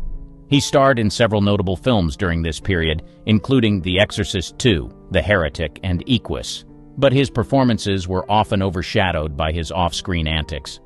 Burton's health deteriorated significantly due to his drinking. He suffered from liver cirrhosis and other alcohol-related illnesses, leading to multiple hospitalizations. Despite the toll on his body, Burton seemed resigned to his fate. He once said, "I was drunk for years. I was happy drunk," reflecting a sense of acceptance and perhaps denial of the severe consequences of his lifestyle. John Belushi's party lifestyle, 1980s. The beloved star of Animal House and the Blues Brothers, John Belushi had a reputation for hard partying that ultimately led to his tragic end. In the early 1980s, Belushi's drug and alcohol use was spiraling out of control. Known for his larger-than-life personality, Belushi often indulged in wild parties, which were infamous for their excess and debauchery. Belushi's reckless lifestyle came to a devastating halt in March 1982 when he was found dead in his bungalow at the Chateau Marmont Hotel in Los Angeles. The coroner's report revealed a lethal combination of cocaine and heroin, often referred to as a speedball. His sudden death at the age of 33 shocked the entertainment world and highlighted the dangers of Hollywood's party lifestyle. Belushi's struggle with substance abuse was well known among his friends and colleagues. Efforts were made to help him curb his addictions, but his escalating use of drugs and alcohol made it increasingly difficult. Mickey Rourke's downward spiral, late 1980s. A rising star in the 1980s with films like 9½ Weeks and Angel Heart, Mickey Rourke saw his career nosedive due to his off-screen behavior. In 1989, Rourke was arrested for public intoxication after a bar fight in Los Angeles. Witnesses described the scene as chaotic, with Rourke shouting and throwing punches. This incident was just one of many that highlighted his turbulent lifestyle. Rourke's behavior led to a reputation as a difficult and unreliable actor. Directors were hesitant to work with him, and his career suffered as a result. His erratic actions on set and frequent altercations with co-stars further tarnished his professional image. Rourke later admitted in interviews that his drinking and aggressive behavior were a form of self-destruction. "I was on a path of destruction, and alcohol was my fuel," he said. The late 1980s and 1990s were marked by a series of personal and professional setbacks for Rourke. His marriage to actress Deborah Feuer ended in divorce, and his subsequent relationships were equally tumultuous. His struggles with alcohol and substance abuse continued, leading to more arrests and a further decline in his career. The once promising actor found himself increasingly marginalized in Hollywood, with fewer roles being offered. Rourke's passion for boxing, which he had pursued before becoming an actor, resurfaced during this period. He returned to the ring in the early 1990s, hoping to escape his troubled acting career and personal demons. Although he achieved some success as a boxer, the sport took a physical toll on his body and further isolated him from the film industry. It wasn't until the 2000s that Rourke began to turn his life around. He sought therapy and gradually reduced his alcohol consumption. His comeback role in The Wrestler, 2008, marked a significant turning point, earning him critical acclaim and a Golden Globe Award. Despite his redemption arc, the damage to his career from his earlier behavior was significant and took years to repair. Robert Downey Jr. struggles, 1990. In the early 90s, Robert Downey Jr. was known for his incredible talent and growing career. However, his substance abuse issues became public knowledge in 1996 when he was arrested in Malibu. Found under the influence of drugs, he was driving erratically and speeding down Sunset Boulevard. Police found heroin, cocaine, and a .357 Magnum revolver in his car. Downey's arrest shocked the entertainment industry and his fans. His talent had been widely recognized, and he had been on a promising career trajectory with roles in films like Less Than Zero and Chaplin, for which he received an Academy Award nomination. The incident in Malibu, however, marked the beginning of a very public struggle with addiction. Downey later said in a court hearing, It's like I have a shotgun in my mouth, and I've got my finger on the trigger, and I like the taste of gunmetal," poignantly describing the grip addiction had on him. Despite repeated attempts at rehabilitation, his struggle with addiction continued. Between 1996 and 2001, Downey was arrested several times, each incident marking a significant low in his career. His arrests included a 1997 incident where he was found passed out in a neighbor's home, and a 1999 incident where he missed a court-ordered drug test, resulting in a jail sentence. His recurring legal issues led to his being fired from the television series Ally McBeal, a significant blow given his acclaimed performance on the show. The once bright star saw his career prospects dim as Hollywood studios and producers became increasingly reluctant to work with him due to his unpredictability and legal troubles. Throughout these years, Downey's talent remained evident, but his addiction overshadowed his professional achievements. His relationships also suffered, with his first marriage to Deborah Falconer ending in divorce partly due to his substance abuse problems. Despite the support of friends and family, Downey's path to recovery was fraught with setbacks.